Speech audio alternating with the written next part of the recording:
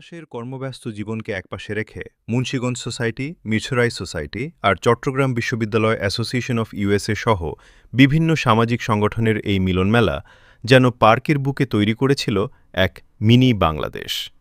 আর এই আনন্দমুখর পরিবেশেই ঘটল এক অবিশ্বাস্য ও চমকপ্রদ ঘটনা।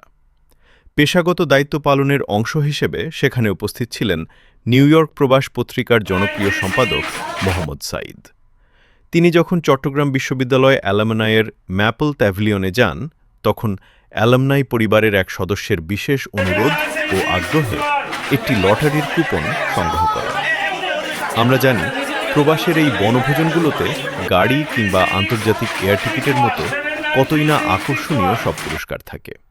কিন্তু ভাগ্যদেবী যেন সেদিন অন্য এক চমক জমিয়ে রেখেছিলেন সাঈদ ভাইয়ের জন্য। সবাইকে অবাক করে দিয়ে লটারির পুরস্কার একটি বিশাল ৫৬ ইঞ্চি টেলিভিশন জিতে নিলেন তিনি।